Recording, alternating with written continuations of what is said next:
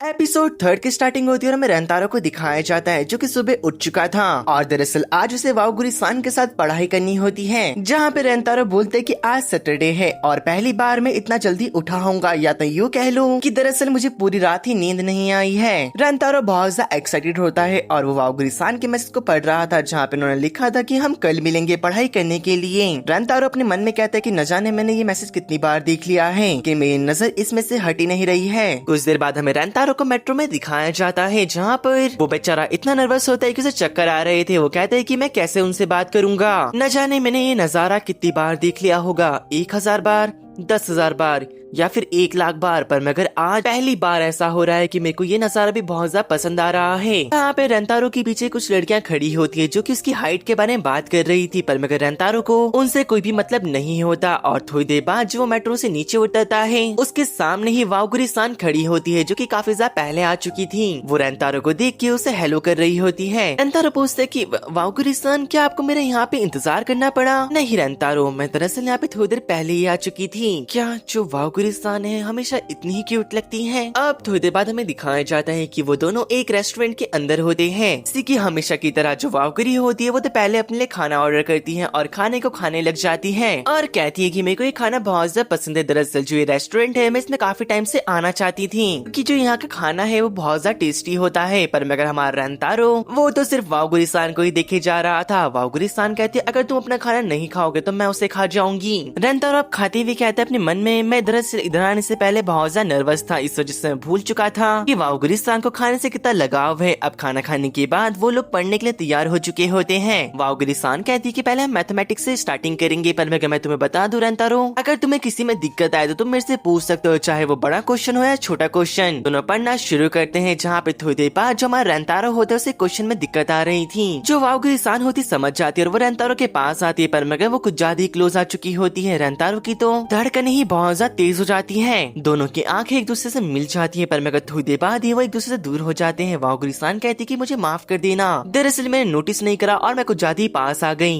रेंतारो कहते कि नहीं नहीं ऐसी कोई बात नहीं है। अब वाओगुरी रेंतारो को क्वेश्चन का आंसर बता रही होती है और उसको कैसे सॉल्व करना है, पर मगर जो रेंतारो होता है वो फोकस नहीं कर पा रहा होता। अब देखो भाई वो भी क्या कर सकता है, वो भी एक लड़का है। खैर तभी जो वाओगुरी-सान होती है पूछती कि रेंतारो क्या मैं तुमसे कुछ पूछ सकती हूँ? रेंतारो हाँ करता है। वाओगुरी-सान पूछती कि तुमने मुझे कहा था कि तुम इस एग्जाम में फेल नहीं हो सकते, क्या तुम मुझे बता सकते हो कि इसका रीजन क्या है? रेंतारो बताते हैं कि दरअसल जो मिड टर्म एग्जाम है उसके बाद एक स्पोर्ट्स फेस्टिवल होने वाला है और अगर मैं इस एग्जाम में फेल हो गया मैं स्पोर्ट्स फेस्टिवल में हिस्सा नहीं ले सकता। मुझे पता है कि तुम्हें अजीब सा लगेगा, पर मगर मैं अपने दोस्तों के साथ उस फेस्टिवल में हिस्सा लेना चाहता हूँ। वाओगुरी-सान कहती कि मेरे को तो ये सोच के मजा आ रहा है कि फेस्टिवल में कितना मजा आएगा दोस्तों के साथ। रेंतारो काफी ज्यादा खुश होता है वाओगुरी-सान के मुँह से बात सुनने के बाद। वो कहता है कि जैसा कि मेरे को लगा था, वाओगुरी-सान काफी ज्यादा दिल की अच्छी है, वो कभी भी किसी को जज नहीं करती बल्कि वो उनकी बातें सुनने के बाद सभी को अप्रिशिएट ही करती हैं। रेंतारो मेरे को लगता है कि तुम अपने दोस्तों से बहुत ज्यादा प्यार करते हो। रेंतारो को सुनने के बाद खांसी सी आ जाती है। वो कहता है आपको ऐसा क्यों लगता है? वाओगुरी-सान कहती क्योंकि जो मेरे दोस्त हैं मैं भी उन्हें बहुत ज्यादा प्यार करती हूँ और खासकर सुबारू। दरअसल सुबारू मेरी बचपन की दोस्त है, जब से हम बच्चे हुआ करते हैं हम दोनों साथ हैं, पर मगर हमेशा चाहे वो लड़का हो या लड़की हो सुबारू को गलत ही जज करते हैं, पर मगर सच में वो दिल की बहुत ज्यादा अच्छी है। दरअसल जो सुबारू है वो अपने पास्ट की वजह से लड़कों के ऊपर ट्रस्ट नहीं कर पाती और जब तुमने सुबारू को जज नहीं करा सच में वो देख के मुझे बहुत ज्यादा अच्छा लगा और वो दोनों फिर से पढ़ाई करना शुरू कर देते हैं। रेंतारो अपने मन में कहता है कि वाओगुरी की बातें सुनने के बाद सच में मुझे बहुत ज्यादा अच्छा लगता है और ऐसा करते करते शाम हो जाती है। अब वो दोनों अपने अपने घर जाने वाले होते हैं। उससे पहले जो वाओगुरी-सान होती है अपने बैग के अंदर से रेंतारो के लिए एक नोटबुक को निकाल के देती है, जहाँ पे रेंतारो उसे खोलता है तो उसके अंदर मिड टर्म एग्जाम के लिए काफी सारे प्लान और क्वेश्चन आंसर होते हैं जो कि रेंतारो को हेल्प करेंगे। ये दरअसल रेंतारो के लिए वाओगुरी ने खुद बनाया होता है। रेंतारो सुनने के बाद शॉक हो जाता है। वो कहते हैं क्या क्या क्या वाओगुरी-सान आपको पढ़ाई नहीं करनी थी अपने लिए? खैर जो भी हो वाओगुरी-सान आपका बहुत बहुत शुक्रिया, आपने मेरे लिए इतनी प्रिपरेशन करी। वाओगुरी-सान कहती कि इतनी बड़ी बात भी नहीं है, मैं चाहती हूँ कि तुम अपने दोस्तों के साथ स्पोर्ट्स फेस्टिवल को ज्वाइन करके एंजॉय करो और बाद में मुझे सब कुछ बताना कि तुमने उनके साथ क्या क्या करा।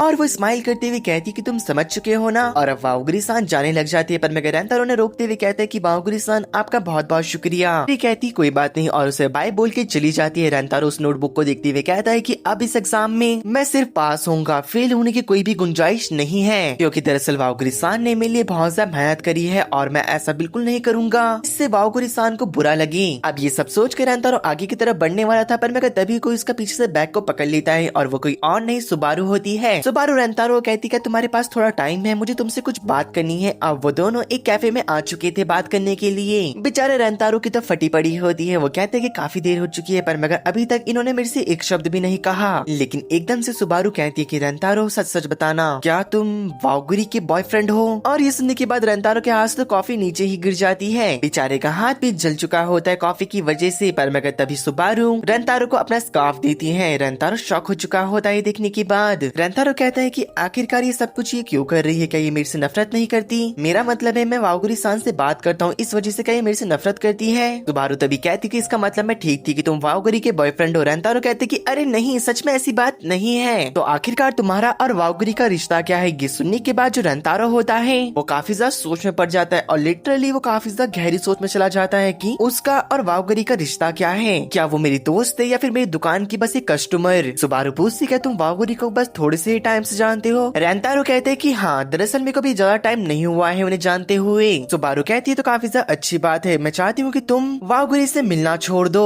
रेंतारो कहते हैं कि तुम ये इसलिए बोल रहे हो क्योंकि मैं बॉयज वाले स्कूल से हूँ। वो कहती कि हाँ, तुमने ठीक कहा। दरअसल जो क्योका और चिदोरी स्कूल है उन दोनों की काफी टाइम से आपस में दुश्मनी बनी आ रखी है। रेंतारो कहते हैं कि पर मगर मैं तुम्हें बता दूं, दरअसल वाओगुरी-सान और मेरे बीच का ये पर्सनल मैटर है और जैसे आप सोच रहे हो वैसा हम दोनों के बीच में कुछ भी नहीं है। सुबारू कहती है कि मैं समझ सकती हूँ कि तुम कहना क्या चाहते हो और जहाँ तक मैं सोच रही हूँ वहाँ तक बस मेरे दिमाग में एक ही बात आ रही है कि तुम काफी ज्यादा अच्छे इंसान हो, क्योंकि उस दिन लाइब्रेरी के बाहर मैंने तुमसे काफी ज्यादा रूड बातें करी थी, लेकिन तुमने वहाँ पे कोई भी प्रॉब्लम क्रिएट नहीं करी और जो सारी बातें थी उन्हें काफी ज्यादा इजीली ले लिया। लेकिन मैं तुम्हें बता दूं, तुम्हारा स्कूल और जो तुम्हारे बॉयज हैं मेरे को उनसे बहुत ज्यादा दिक्कत है और उस दिन जब मैंने तुम्हें वाओगुरी के साथ देखा मैं काफी ज्यादा पैनिक कर गई थी, क्योंकि मेरे अलावा जो मेरे स्कूल की कोई और लड़की ने वाओगुरी को तुम्हारे साथ देखा होता तो वाओगुरी के लिए बहुत ज्यादा दिक्कत हो जाती, क्योंकि जितना हम लड़कियां तुम्हारे स्कूल से नफरत करते हैं उससे ज्यादा नफरत हमारे स्कूल के टीचर तुम्हारे स्कूल से करते हैं, क्योंकि दरअसल जो वाओगुरी है वो एक स्कॉलरशिप स्टूडेंट है और अगर टीचर को पता चल गया कि दरअसल वो तुमसे बात करते तो उसके लिए काफी ज्यादा दिक्कत हो सकती है। तभी रेंतारो सुबारू से पूछता है क्या मुझे आप एक बात बताओगे कि आप वाओगुरी की इतनी ज्यादा चिंता क्यों करती हो? वो इसका जवाब दे पाती पर मैं उससे पहले उसके बगल में एक लड़का भागते हुए आके नीचे गिर जाता है। सुबारू उस बच्चे की मदद करती है। जो बच्चा होता है खड़ा होते साथ ही सुबारू के बालों की तारीफ करता है कि ये बहुत ज्यादा सुंदर है। अच्छा, सुबारू को शुक्रिया अदा करके अपनी मॉम के साथ वहाँ से चला जाता है। तभी सुबारू बताती है जब बचपन में छोटी थी तो वाओगुरी ने मुझे सेम चीज कही थी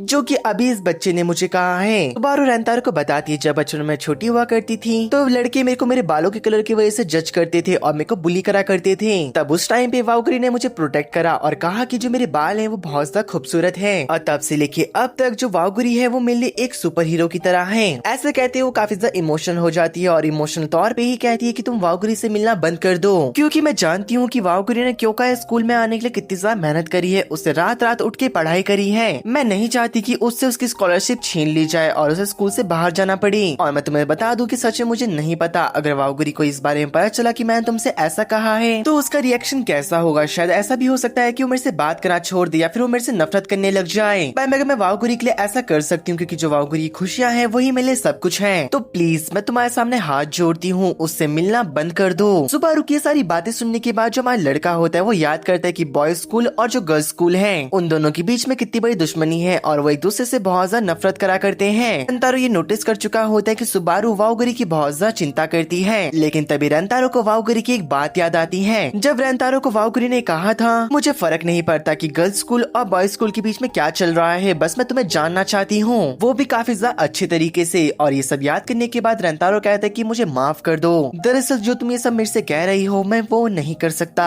रेंतारो की बात सुनने के बाद सुबारू हैरान हो जाती है और कहती कि मुझे लगा ही था तुम यही कहोगी, तुम्हें जानने के बाद मैं इतना समझ चुकी थी। और जो रेंतारो होता है वहाँ से जा चुका होता है। जाते वक्त रेंतारो मेट्रो में पढ़ने की कोशिश कर रहा था, पर मैं आज सुबह यानी कि शाम को सुबारू के साथ जो सारी बातें रेंतारो की हुई होती है उस वजह से वो पढ़ नहीं पा रहा होता। रेंतारो फ्रस्ट्रेशन में इरिटेट हुए जा रहा होता है और रेंतारो को इरिटेट होता देख के जो उसके बगल में लड़के होते हैं उनकी तो फट चुकी होती है। उनको लग रहा होता है कि रेंतारो उनको धोने वाला है बस थोड़ी देर में ही। रेंतारो के दिमाग में बात चल रही होती है कि सुबारू काफी ज्यादा अच्छी लड़की है, वो अपने दोस्त के लिए इतना सब कुछ सोच रही है और वो खुद को सेक्रीफाइस करने के लिए तैयार है और अपने दोस्तों की नजरों में गिनने के लिए भी तैयार है, पर मगर वो अपने दोस्त को मुसीबत में नहीं देख सकती। दिखाया जाता है कि ट्रेन एक स्टेशन पे रुक जाती है। जो रेंतारो होता है वो बैठ रखा था, लेकिन तभी ट्रेन के अंदर दो लड़कियां चढ़ जाती हैं जो कि रेंतारो के बगल में दो सीट खाली देखती है, पर मगर रेंतारो की शक्ल देखने के बाद वो डर के मारे वहाँ पे नहीं बैठ रही होती और रेंतारो इस बात को नोटिस कर लेता है और वो अपनी सीट छोड़ने के बाद वहाँ से जाने लग जाता है। दरअसल ये लड़कियां वही होती जो कि रेंतारो से लाइब्रेरी में मिली होती है और वो लड़कियां भी रेंतारो को पहचान लेती है और वो उसे रोकते हुए कहती कि मिस्टर आपका बहुत बहुत शुक्रिया। रेंतारो कहते हैं पर मैं किस लिए? वो कहती क्या आपने हमें नहीं पहचाना? हम वही लाइब्रेरी वाली लड़कियां हैं जिनके लिए आपने अपनी सीट को छोड़ दिया था। रेंतारो याद कर लेता है कि लड़कियां कौन है और कहते क्या तुमने उस दिन अच्छे से पढ़ाई करी? वो दोनों डरते हुए कहती है कि हाँ हमने अच्छे से पढ़ाई करी, आपका शुक्रिया अपनी सीट हमें देने के लिए। रेंतारो कहता है कि मेरे को ये सुन के बहुत ज्यादा अच्छा लगा और वो आगे जाने लग जाता है। ट्रेन में वो लड़कियां नोटिस कर लेती कि रेंतारो दिल का बहुत ज्यादा अच्छा है। रेंतारो कहते हैं कि यार मेरे को लगा नहीं था कि वो जो लड़कियां हैं मेरे को शुक्रिया अदा भी करेंगी। उन बच्चियों का बिहेवियर बहुत ज्यादा अच्छा था, पर मेरे को लगता है कि मेरे लुक्स को देखने के बाद वो डर चुकी थी मेरे से। रेंतारो को वाओगुरी की बातें याद आ रही होती कि हर एक छोटी छोटी बातों के लिए वो रेंतारो का हमेशा शुक्रिया अदा करती है और वो यही सोच रहा होता है कि वाओगुरी सच में बहुत ज्यादा अच्छी लड़की है, कहीं मेरे चक्कर में वो कभी किसी प्रॉब्लम में ना पड़ जाए। और जो सुबारू है वो सच्ची कह रही थी और इस बारे में वो बहुत ज्यादा सोचने लग जाता है। करीब 1-2 हफ्ते बीत चुके होते हैं और जो हमारे लड़की के एग्जाम थे वो भी खत्म हो चुके थे। अब उसका रिजल्ट आ गया था। रेंतारो के टीचर कहते कि जो ओसामी है और रेंतारो है वो दोनों फेल नहीं हुए हैं और पूरी क्लास बहुत ज्यादा खुश हो जाती है। दरअसल अब वो दोनों स्पोर्ट्स फेस्टिवल में हिस्सा ले सकते थे। सभी लोग इन्हें चीयर कर रहे होते हैं और साको को क्रेडिट देते हैं इन दोनों के पास होने का। रेंतारो अपने मार्क्स को देख के बहुत ज्यादा खुश होता है। उसकी 59 आए होते हैं 100 में से और वो खुशी खुशी में कहता है क्या मैं इसे वाओगुरी-सान को बताऊं? और वो वाओगुरी-सान को मैसेज कर पाता उससे पहले उसे याद आता है कि रेंतारो को सुबारू ने क्या कहा था वाओगुरी-सान के बारे में और वो सारी बातें उसके दिमाग में फिर से घूमने लग जाती है। इस वजह से वो उन्हें मैसेज नहीं करता और यहाँ पे रेंतारो क्लासमेट बहुत ज्यादा मस्ती कर रहे होते, जिस चक्कर में रेंतारो की बेंच और उसका बैग दोनों नीचे गिर जाता है और सब लोग डर चुके थे। जो साकू होता है वो रेंतारो के बैग और नोटबुक को उठाने जाता है, पर मगर वो बहुत ज्यादा शॉक हो चुका था रेंतारो की नोटबुक में देखने के बाद, क्योंकि वहाँ पे वाओगुरी-सान ने रेंतारो को गुड लक कहा होता है एग्जाम के लिए। रेंतारो उनकी तरफ बढ़ रहा होता है, पर मगर तभी साकू पूछता है वाओगुरी-सान के बारे में रेंतारो से। के साथ हमारा एपिसोड नंबर 3 यहीं पे खत्म होता है। तो गाइस कमेंट में जरूर बताना कि आपको ये वाला एपिसोड कैसा लगा। वीडियो पसंद आए तो लाइक कमेंट शेयर सब्सक्राइब करना मत भूलना और हाइप वाले ऑप्शन को जरूर क्लिक करना। अगर आपने मेरी बाकी वीडियोस को नहीं देखा है तो उन्हें भी चेकआउट करना। हम मिलते हैं आपसे एक नए एपिसोड के साथ, तब तक के लिए बाय बाय मेरे दोस्तों और सायोनारा गाइस।